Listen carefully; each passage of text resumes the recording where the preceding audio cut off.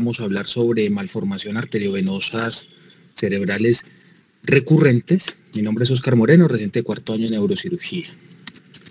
Vamos a empezar la charla con un caso clínico. Se trata de una paciente femenina, 23 años, sin antecedentes médicos. Llega al servicio de urgencias por una cefalea moderada asociada a una hemiparesia brachiofascial izquierda de inicio súbito. En el servicio de urgencias le ordenan una tomografía de cráneo. Aquí vemos un corte axial de una tomografía simple. Evidenciamos aquí la presencia de un hematoma intraparenquimatoso frontal del lado derecho. El médico de urgencias, muy juicioso, sospecha que esto tenga algo de base, le solicita un AngioTAC, y en la AngioTAC evidentemente reportan aquí una malformación arteriovenosa como posible origen del hematoma. Para caracterizar mejor la lesión, se le hace una arteriografía, aquí vemos una vista AP de la misma, y podemos visualizar una malformación arteriovenosa que tiene un llenado por ramas de la arteria cerebral media derecha, tiene llenado también por la arteria cerebral anterior del mismo y un drenaje venoso dirigido hacia el seno sagital superior. Una malformación que es menor de 3 centímetros, no es tan área elocuente, tiene un drenaje venoso superficial, por lo tanto en la clasificación de Spellen-Martin es una malformación grado 1. Esta paciente, por el hematoma asociado, una malformación que está relativamente fácil para resección quirúrgica, es decir, tiene varios puntos a favor para tratar a esta paciente por cirugía abierta. Efectivamente se lleva cirugía abierta, se drena el hematoma, se reseca la malformación, y esta es la arteriografía posoperatoria, en la cual vemos que tiene una cura angiográfica, es decir, la malformación arteriovenosa ya no es visible por el estudio de angiografía, es decir, una resección de la malformación de forma adecuada. Esta paciente evoluciona muy bien, entra en rehabilitación, mejora su déficit neurológico y se deja en seguimiento con imágenes.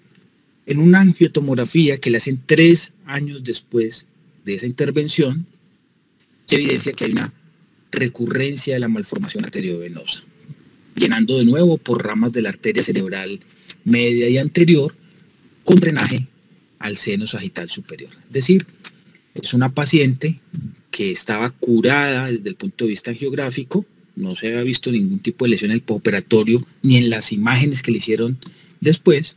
Tan solo 3 años se evidencia de nuevo la aparición de una malformación arteriosa en el mismo sitio donde estaba. Entonces, ¿qué tan frecuente es ver recurrencias en malformaciones arteriovenosas que han sido angiográficamente curadas, por así decirlo? ¿Cuáles son los factores de riesgo que se han descrito en la bibliografía para que esto suceda? ¿Cuáles son los mecanismos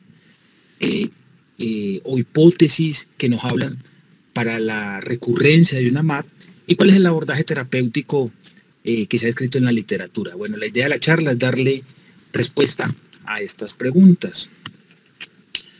Bueno, como todos sabemos, las malformaciones arteriovenosas son anomalías vasculares por lo general congénitas con un potencial grande de generar hematomas intracerebrales o crisis convulsivas. Desde el punto de vista histopatológico, lo normal es que las arterias tengan una comunicación con las venas a través de unos capilares de pequeño calibre, donde el flujo sanguíneo y la presión a nivel de este lecho capilar es baja.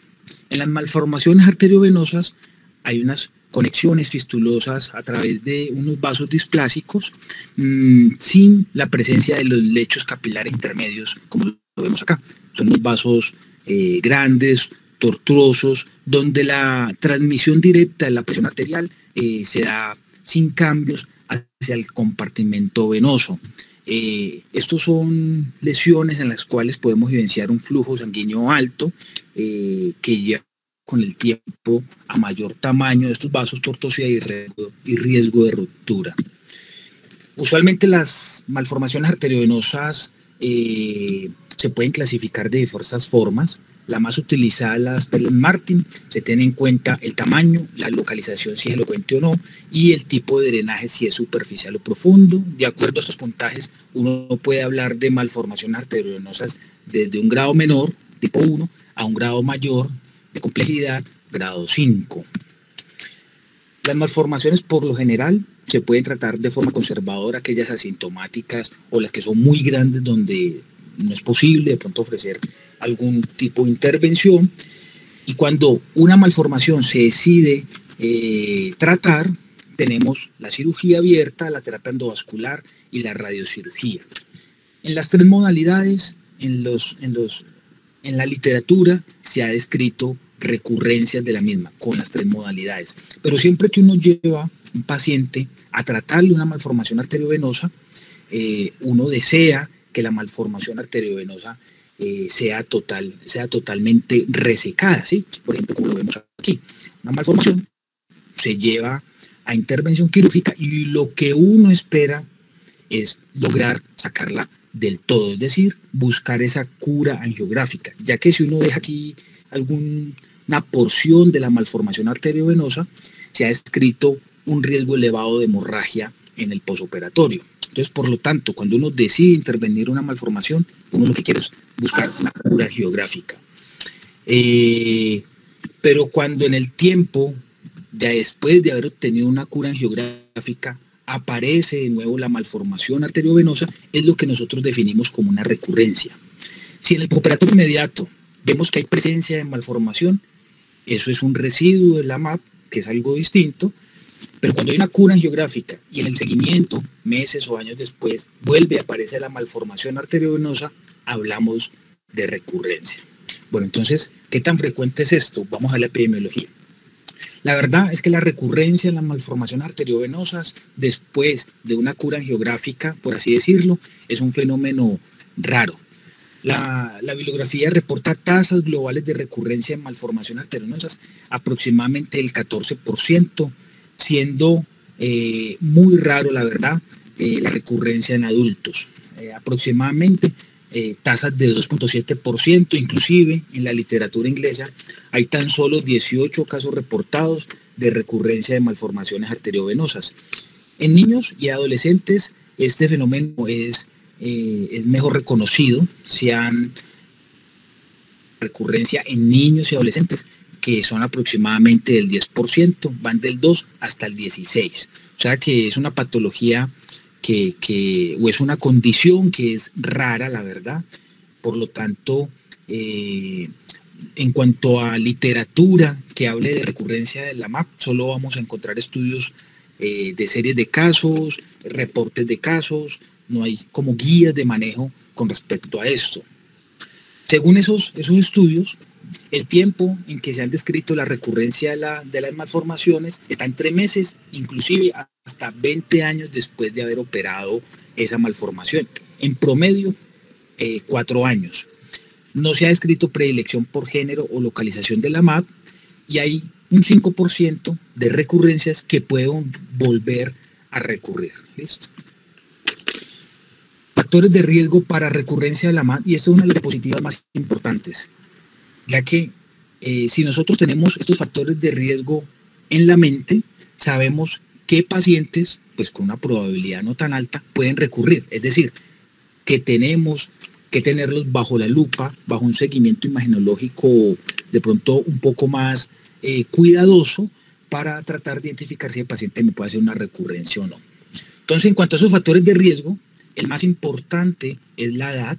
Se sabe, como le mostré en la diapositiva de la epidemiología, los niños y adolescentes son los que tienen ese factor o esa predisposición a recurrencias de las malformaciones arteriovenosas. Se cree que al parecer esto está asociado con factores angiogénicos que predisponen a la aparición de nuevo de las malformaciones. Se ha visto que el 43% de las recurrencias en las MAP tienen un drenaje profundo. Toda malformación que tenga una presentación inicial con hemorragia también se ha asociado con riesgo de recurrencia. Aquellas malformaciones con un nido difuso y aquellas en las cuales se les ha realizado un tratamiento con embolización o terapia endovascular antes de una cirugía, antes de radiocirugía, o aquellas a las que se le ha dado terapia endovascular como única opción.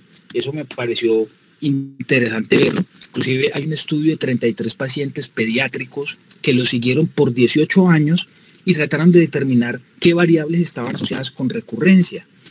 Observen que en este estudio no encontraron ninguna asociación con la edad, ni con la clasificación de Spelling-Martin, ni con el tipo de nido ni de drenaje. La única asociación que ellos encontraron era que aquellos pacientes que eran tratados solamente con embolización tenían una relación estadísticamente significativa con la recurrencia. Y buscando adicional en la bibliografía, me encuentro con este estudio. Es un modelo animal que cogieron malformaciones y las trataron con terapia endovascular y otras con radiocirugía, y encontraron que aquellos tejidos, ¿sí? Ellos llegaron y examinaron el tejido después de aplicar el tratamiento y encontraron que a los que se les dio terapia endovascular, el tejido como tal presentaba una actividad angiogénica más elevada que los que eran tratados con radiocirugía. Eso quiere decir que el tejido como tal, donde estaba la malformación, tenía una predisposición a generar vasos anómalos. Entonces eso es interesante para tenerlo como un factor de riesgo de recurrencias de malformaciones arteriovenosas. La recurrencia y su asociación con la arquitectura de la MAP se ha visto, teniendo en cuenta la clasificación de Spelling-Martin, que las malformaciones grado 2, grado 3 son las que se reportan con mayor tasa de recurrencia, seguido por la grado 1. En cuanto a la Spelling-Martin grado 4, grado 5 no hay datos, y eso es esperable, ¿sí? Ya que sabemos que las malformaciones grado 3 y grado 1 son las que nosotros vamos a llevar a tratamientos intervencionistas. Por lo tanto, esperamos que de este grupo sean las que salgan las recurrencias. Por lo general, estas tan de alto grado o no se tratan o se les da manejo multimodal, a veces, en la mayoría de los casos, con residuos de MAP. Entonces no entran dentro de los casos que se describen recurrencias. ¿Cuáles son los mecanismos propuestos o las hipótesis para hablar de recurrencias de MAP?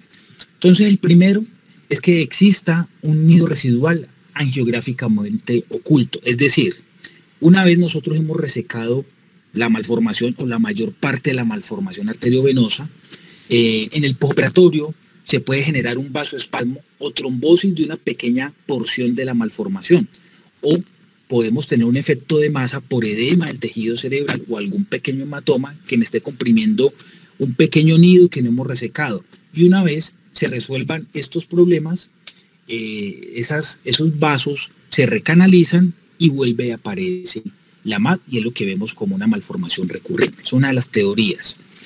La segunda es la presencia de unos compartimentos ocultos, es decir, tenemos una malformación grande y en los lados adyacentes de esa malformación tenemos otros nidos más pequeños, pero esos nidos son angiográficamente ocultos, que tienen un bajo flujo o porque simplemente la malformación de mayor tamaño se lleva todo el sanguíneo, es decir, hay un robo vascular entre esas dos malformaciones. Se llena la malformación grande y las chiquiticas no se ven.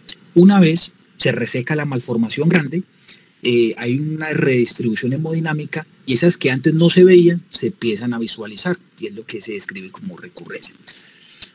La tercera teoría es la presencia de trombosis de senos venosos asociada a congestión, isquemia e hipoxia. Sabemos que estas condiciones a nivel del tejido cerebral se asocia con aumento de la angiogénesis, es otra de las teorías, y la última es la neoangiogénesis y malformaciones arteriovenosas de novo, y es la que me explica de pronto por qué la población pediátrica tiene una mayor tasa de recurrencia en las malformaciones que la población adulta, y esto está estudiado. Hay diversas publicaciones donde se examina los tejidos resecados, los tejidos adyacentes a la MAP resecados, se examinan y se les mide los niveles de factores angiogénicos, y se ha encontrado que especialmente en recurrencias y en niños, esos niveles de factores angiogénicos están elevados. Uno de los descritos con mayor importancia es un aumento del factor de crecimiento endotelial vascular. Hay estudios de esto, hay otras moléculas que se han estudiado y se han medido, y se ha visto que todos los factores angiogénicos se encuentran elevados, especialmente en población pediátrica y adolescente. O sea que son varios los mecanismos que debemos tener en la mente que pueden estar asociados con esas recurrencias de malformaciones arteriovenosas. Bueno, la presentación clínica de las recurrencias, la mayoría de los casos se da de forma incidental, es decir, en el seguimiento imagenológico de estos pacientes con malformaciones es donde evidenciamos la recurrencia del problema vascular. La mayoría de ellos cursan, es decir, de forma sintomática, por eso se identifican de forma incidental en las imágenes, pero cuando el paciente debuta con sintomatología, la mayoría con hemorragias intracerebrales de cualquier tipo, un 10% con convulsiones, un 4% con cefalea y menos del 5% con algún tipo de focalización neurológica.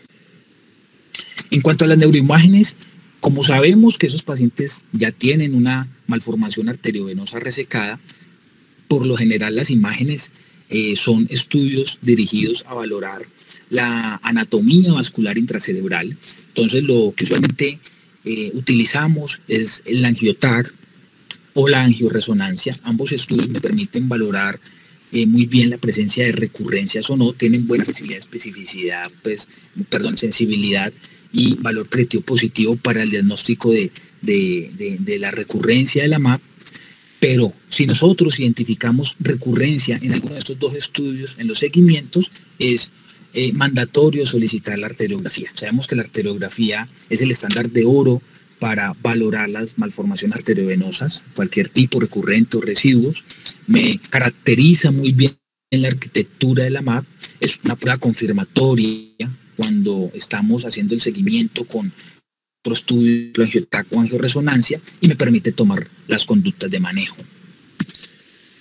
Miremos aquí un ejemplo. Hay casos en los cuales los pacientes no se siguen con angioTAC ni angioresonancia, se deben de seguir con arteriografía.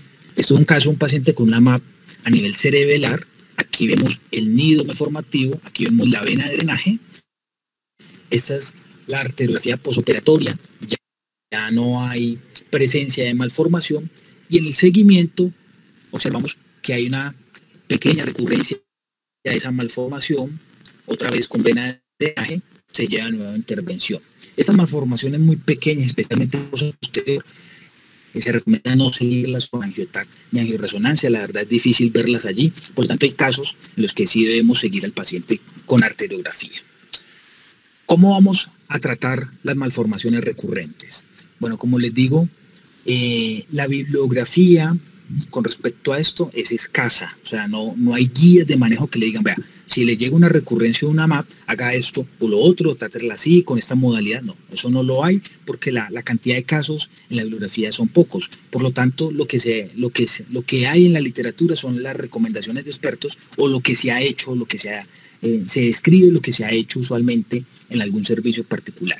Lo que sí se sabe es que la mayoría de los autores que reportan estos casos dicen, una vez usted tenga o identifique una recurrencia de una MAP, en lo posible lleve a ese paciente a nueva intervención para la resección. Si esa malformación fue operada en algún momento, pues porque tuvo síntomas, porque sangró, usualmente esa recurrencia va a ser lo mismo. Entonces, si usted identifica una recurrencia de una MAP, lo mejor es tratarla en lo posible.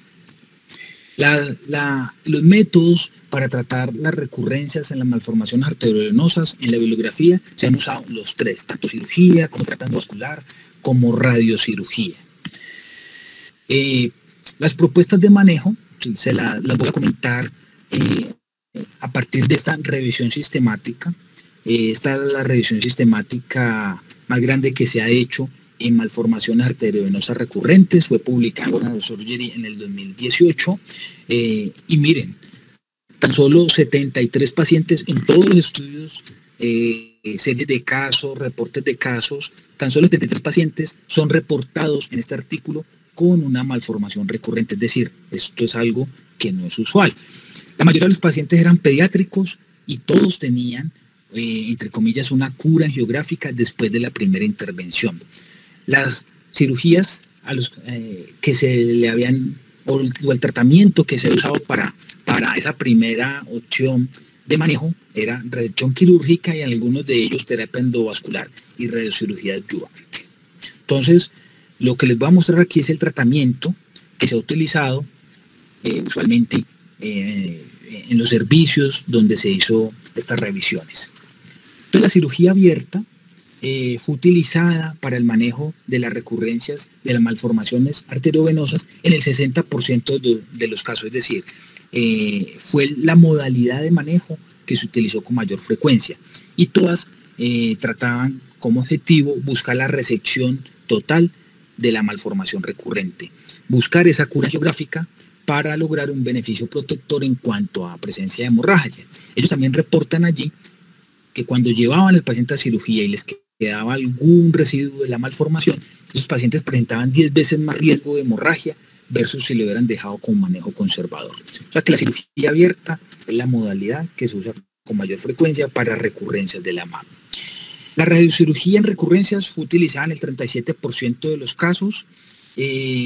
Siempre se usó como algo adyuvante a la intervención quirúrgica.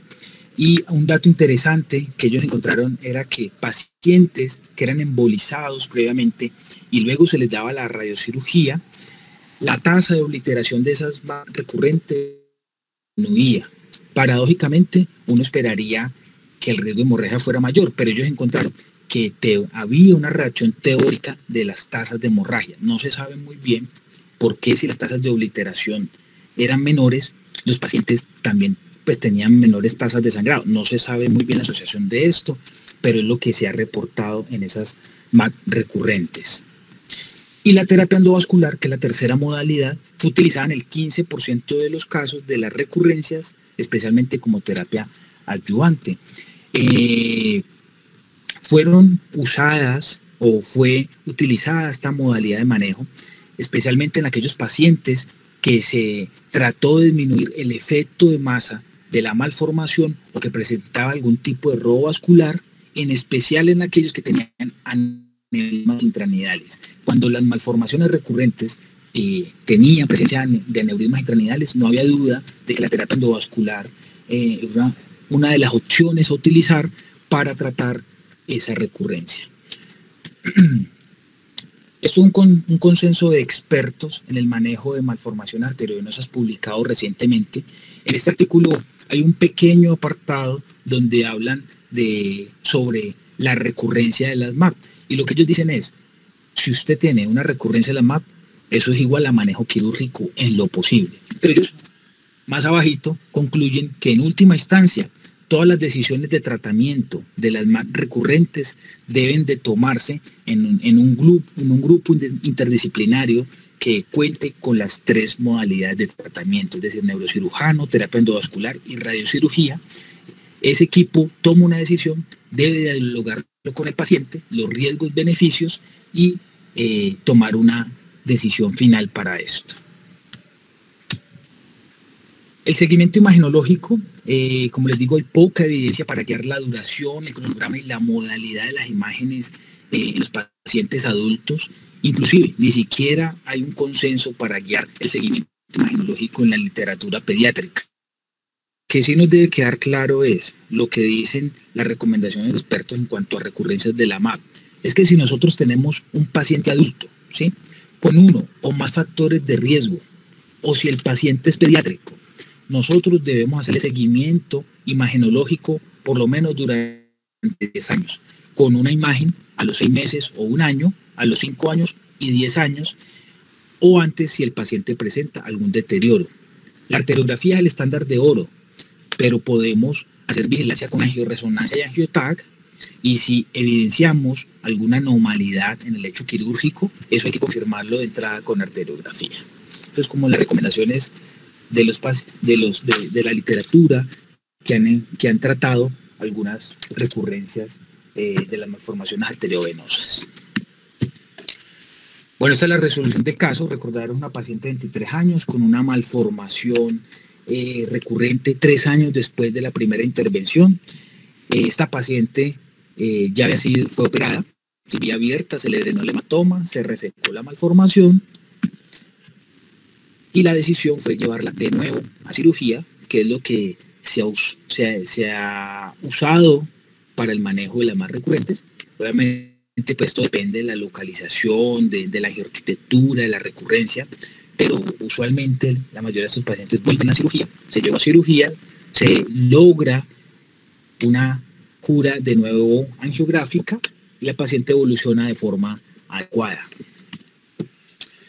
Bueno, como conclusiones, les quería mostrar que definitivamente las más recurrentes en adultos después de una resección quirúrgica completa es un problema que es raro, ¿sí? Como les mostré, tan solo 18 casos en adultos reportados, la mayoría en niños. El angioTAC y la angioresonancia son una alternativa viable para la vigilancia de esas recurrencias, pero si nosotros evidenciamos algún tipo de recurrencia en el lecho quirúrgico, la recomendación es hacer arteriografías.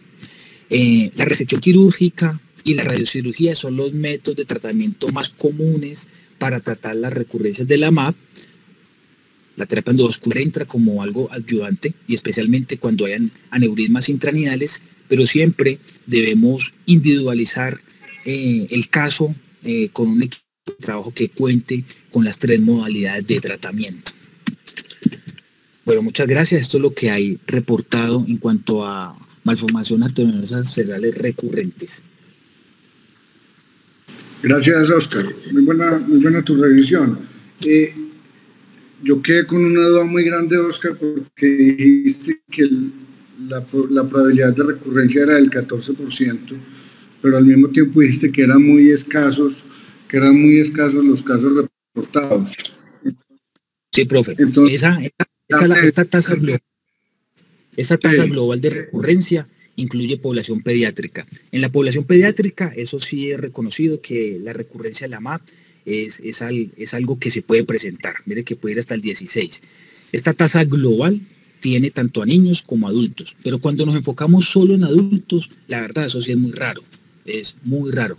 Este valor aquí un poco más elevado es por los niños, pero cuando nos enfocamos solo en adultos, eso sí es raro.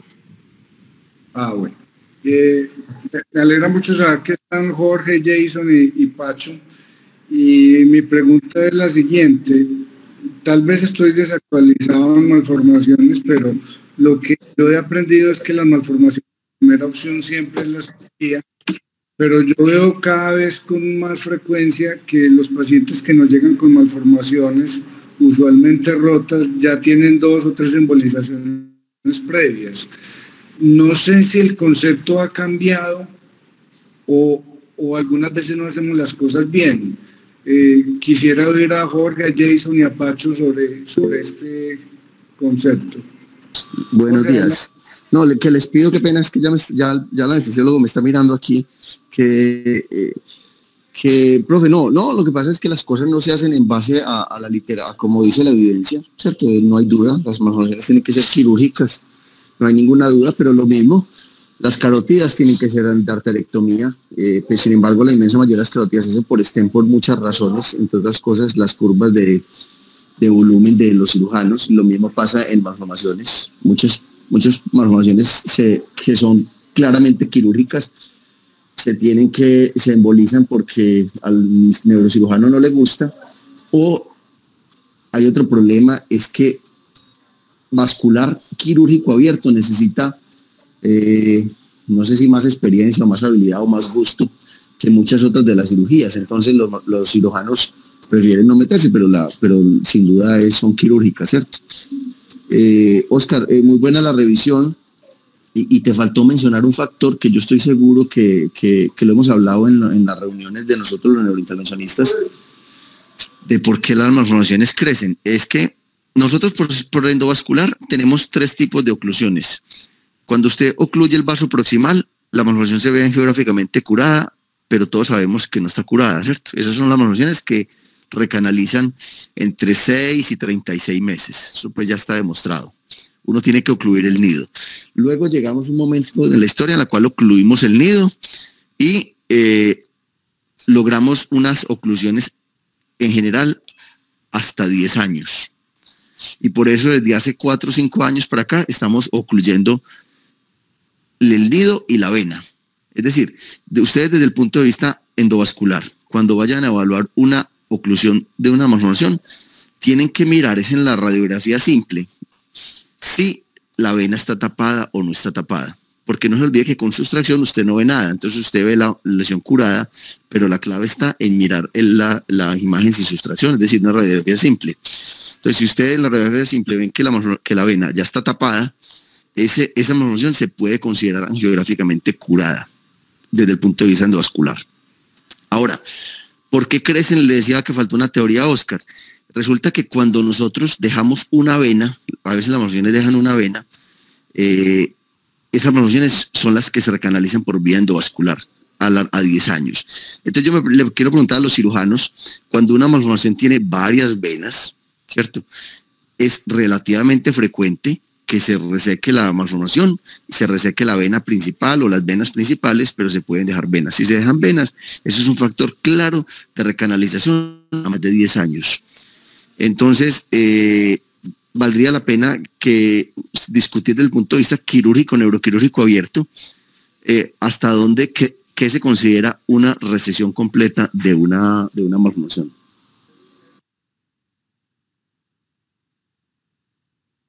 Palabra Pacho. Hola, buenos días a todos. Oscar, muchas gracias por la revisión. Es un tema muy interesante, muy, digamos, poco frecuente. Resaltar que hay que hacer el seguimiento adecuado a los pacientes para uno poder identificar esas recurrencias. También que es diferente residual a recurrente. Digamos, es mucho más frecuente tener nidos malformativos residuales en cirugía, en terapia endovascular y en radiocirugía.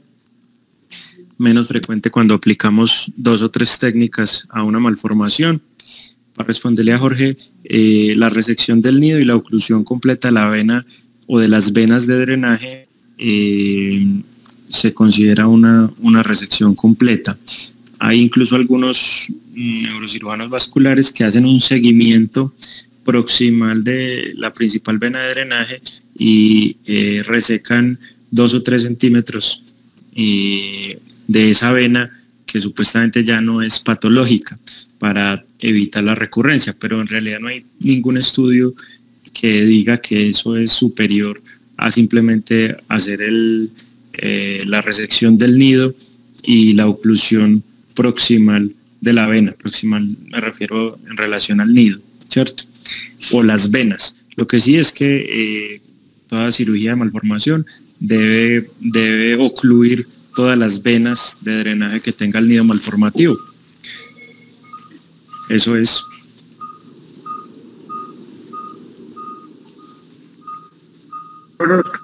Bienvenido adelante.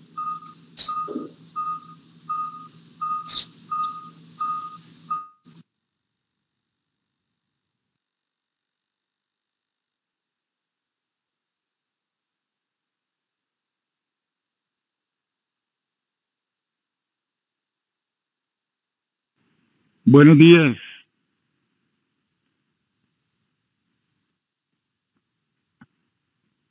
Buenos días. Hola, doctor Zorro, buenos días, lo escuchamos. Bien, ¿puedo hacer un comentario? Por supuesto, adelante. Bueno, pues no, mire, yo abordo las malformaciones arteriovenosas desde el punto de vista de microcirugía y desde el punto de vista de radiocirugía. Siempre estoy de la mano del terapista endovascular, sea para uno o sea para el otro. Entonces, he operado malformaciones arteriovenosas sin terapia endovascular previa y es una cirugía que es mucho más compleja que cuando tiene una embolización previamente. Entonces, a todo paciente que vamos a llevar a microcirugía le sugiero que haga embolización, así sepamos que no se va a ocluir de manera total, pero nos va a hacer una cirugía con menos sangrado, una cirugía que la embolización nos va a servir como localizadores y va a tener un término usualmente bueno con una embolización previa. Desde el punto de vista de radiocirugía, así los estudios muestren que la embolización tiende a tardar más el resultado de la radiocirugía. Nosotros siempre contamos con terapia endovascular previa Sabemos que a veces no se puede ocluir la malformación completamente con terapia endovascular, pero el terapista ya sabe que se va a llevar a un tratamiento complementario y trata de embolizar de manera que la malformación no quede tan dispersa, sino quede compacta. Entonces, siempre estoy de la mano de los terapistas endovasculares, sea con microcirugía y con radiocirugía. Y específicamente, en cuanto al tema de hoy, solamente he tenido un paciente que justamente era un niño, fue un niño que se le hizo terapia endovascular, se le hizo radiocirugía, se le hizo microcirugía, se extirpó completamente la malformación con angiografía que comprobó que el niño estaba curado de la malformación arteriovenosa. Eso fue en el 2018, y en el 2022, en enero, el niño nuevamente presenta un sangrado masivo, tenía una hemorragia intraventricular, fue tratado con una ventriculostomía, se le hace nuevamente angiografía, y oh sorpresa que teníamos, con una angiografía negativa, teníamos 3 nidos de malformaciones de más o menos 1.5. Decidimos en una junta multidisciplinaria, el terapista endovascular dijo que no había más posibilidad de terapia, tampoco lo veía factible, ya era un niño que había sido previamente irradiado, volver a repetir la radiocirugía, y optamos por entrar y hacer la resección de los niños que habían crecido de nuevo, con una evolución satisfactoria. El niño lo mandamos a hematoncología, lo mandamos a genética, todos los resultados han sido negativos, y pues muy interesante la charla, porque nosotros solamente hemos tenido ese caso como tal de residuo. Hemos tenido residuos, sea con radiocirugía o sea con microcirugía, y dependiendo de la localización, o repetimos la radiocirugía, o pues hemos hecho casos de radiocirugía que no ocluyen, pero está en una área asequible, hacemos microcirugía. Entonces me pareció tremendamente interesante la charla, y solamente puedo contar la experiencia de un caso en estos años. Muchas gracias. Gracias, doctor Zorro.